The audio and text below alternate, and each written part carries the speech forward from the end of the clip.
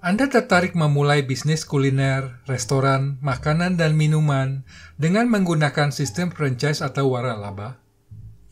Saya akan mendampingi Anda mempelajari dan memeriksa franchise seperti apa yang layak untuk Anda pertimbangkan dalam mengambil keputusan investasi secara bijak.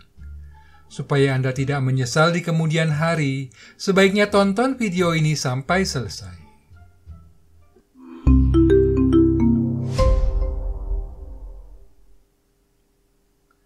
Jumpa lagi bersama saya Hendra Mardoyo.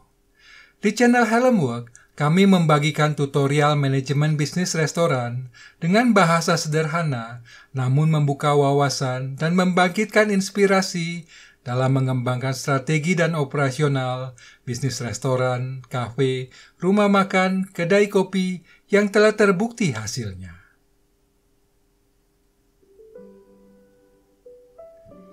Sebelum mengambil franchise, tentu kita perlu mempelajari bagaimana prospek peluang bisnis itu di masa sekarang dan mendatang.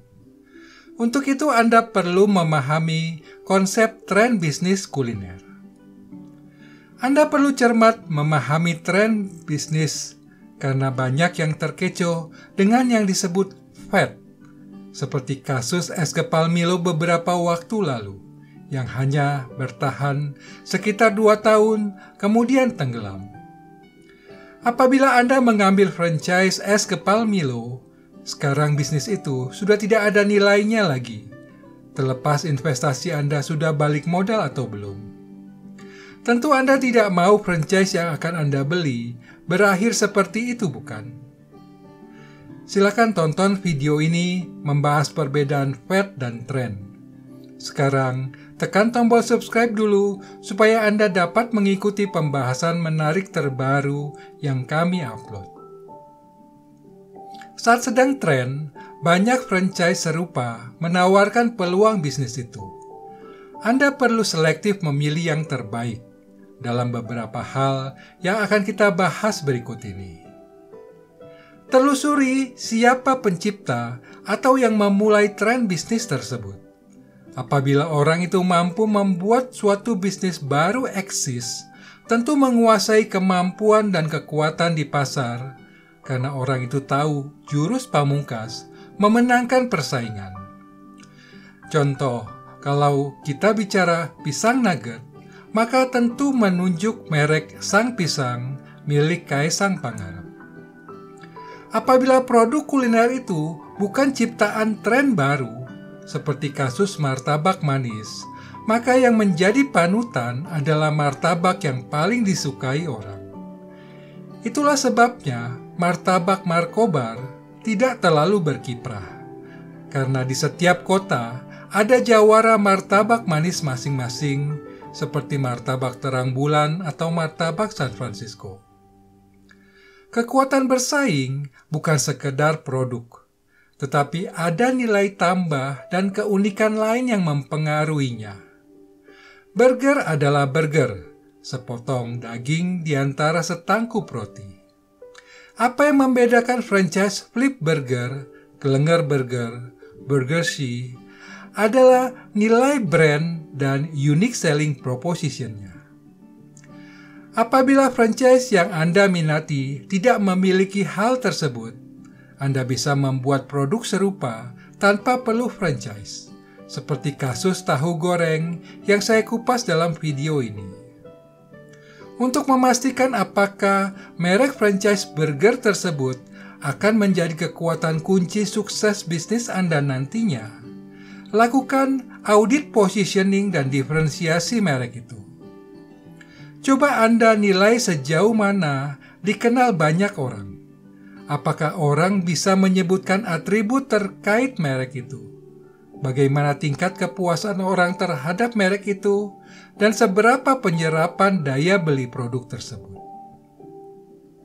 Anda tidak mau membayar mahal franchise fee merek abal-abal, bukan? Maka, audit program branding dan aktivitas marketing mereka.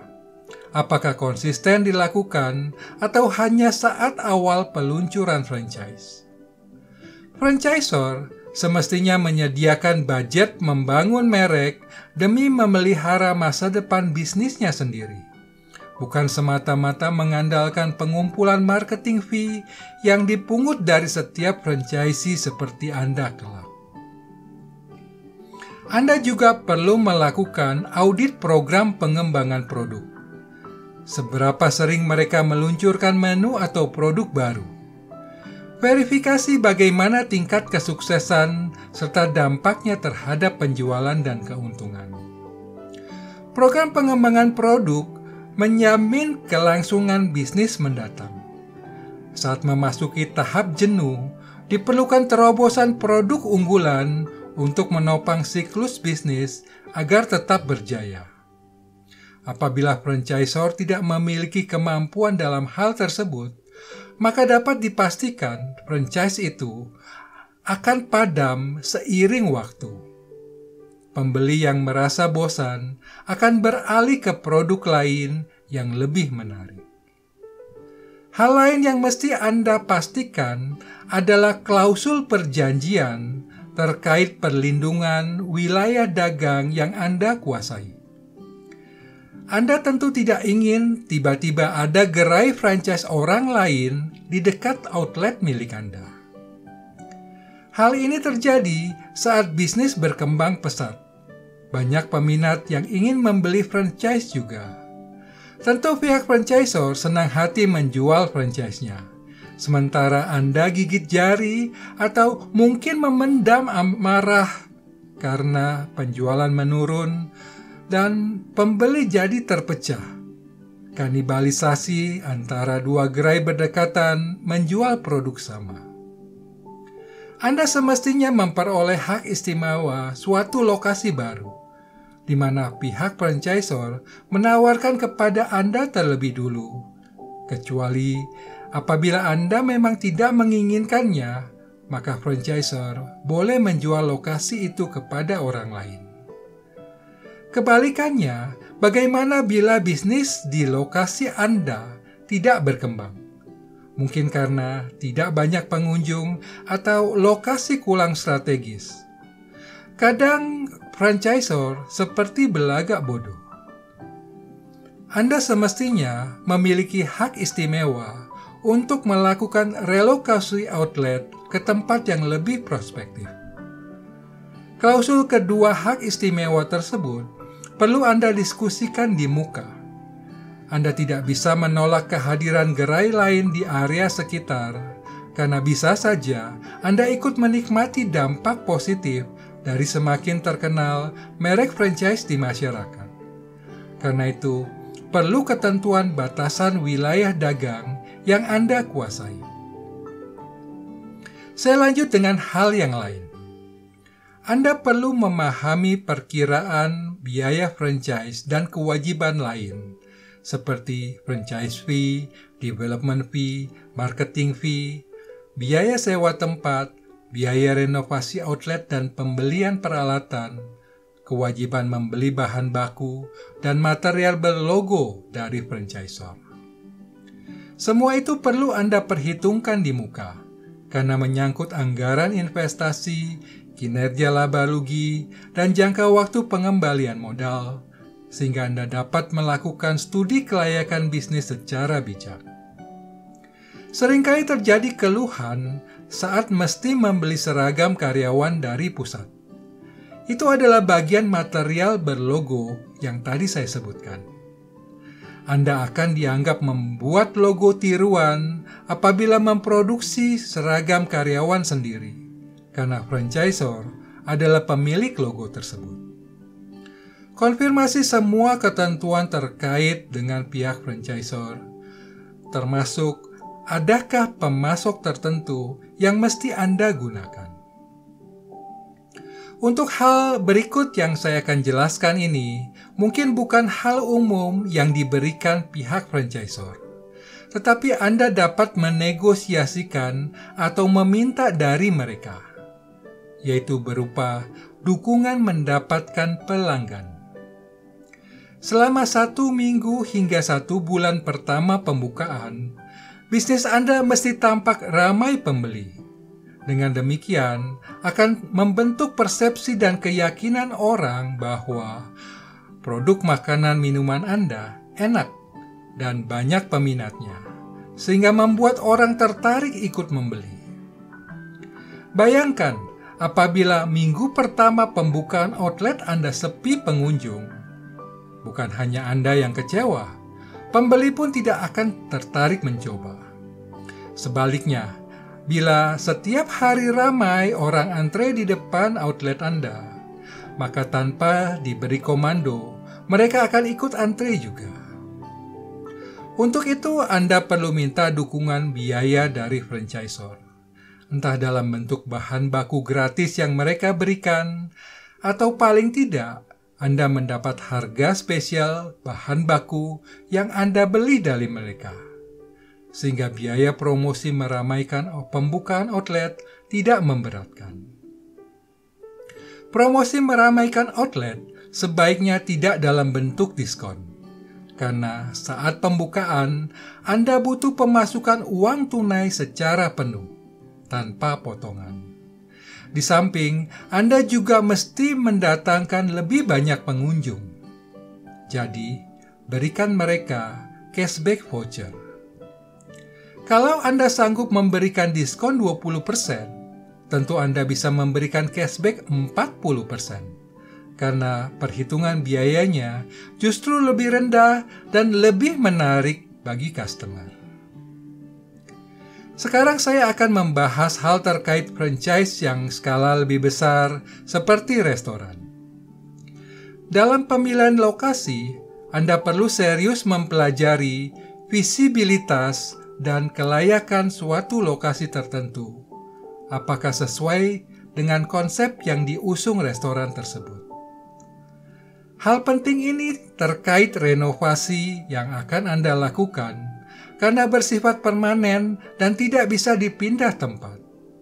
Apabila terjadi kekeliruan pemilihan lokasi, maka biaya renovasi yang sangat besar akan terbuang sia-sia. Minta data pendukung atas pertimbangan yang mereka berikan, terutama dalam bentuk proforma finansial, berupa pendapatan sales yang bisa diperoleh, berapa pengaruh terhadap rugi laba dan masa balik modal. Contoh, titik lokasi berbeda di dalam satu mall yang sama, berbeda visibilitas dan aksesibilitas menghasilkan sales berbeda. Berikutnya mengenai construction assistance selama proses renovasi. Walau Anda menggunakan jasa arsitek untuk membuat blueprint, berikut gambar teknis untuk panduan kontraktor dalam membangun renovasi restoran, Anda memerlukan construction assistant dari pihak franchisor. Hal ini sangat penting karena mereka memiliki pengalaman praktis operasional restoran yang dapat mengoreksi dan menyinkronkan konsep arsitektur sipil dengan kelayakan operasional restoran. Kekeliruan penempatan peralatan dan mesin saat pembangunan dapur dapat berakibat kekacauan operasional sehari-hari, menghambat alur kerja, dan memperlambat proses kerja. Hal penting lain yang perlu mendapat perhatian Anda adalah sejauh mana dukungan franchisor dalam perbaikan internal outlet, mulai dari identifikasi permasalahan yang menghambat bisnis hingga pengembangan potensi bisnis yang dapat dioptimalkan. Hanya sedikit franchisor memiliki bisnis consultant yang mestinya menjadi partner Anda berdiskusi membahas semua hal tersebut. Seringkali, franchisor hanya mengirim staf untuk melakukan audit internal, tetapi tidak memiliki kemampuan memahami pengembangan bisnis. Kehadiran bisnis konsultan dari internal franchisor yang memahami seluk-beluk operasional, manajemen, dan strategi bisnis akan menjadi sparring partner Anda mengembangkan bisnis restoran itu lebih menguntungkan kedua belah pihak. Saya masih akan mendampingi Anda mempelajari dan memeriksa lebih banyak hal yang Anda perlu pertimbangkan sebelum memasuki bisnis franchise. Di video berikutnya, saya akan menjelaskan koin dua sisi franchise. Sebagai franchisee, Anda mesti memahami pola pikir franchisor supaya Anda bisa mengimbangi langkah strategi yang mereka jalankan. Sebaliknya, sebagai seorang franchisor, Anda semestinya memberikan hal ini kepada franchisee, karena hubungan bisnis yang dibangun dengan asas win-win akan membuat kesuksesan dan keuntungan menjadi langgeng. Sampai bertemu di tutorial franchise berikutnya. Kami juga memiliki video menarik lain seperti ini. Silakan tonton video Harlem Work untuk menambah wawasan dan membangkitkan inspirasi Anda dalam mengelola bisnis restoran dan kafe.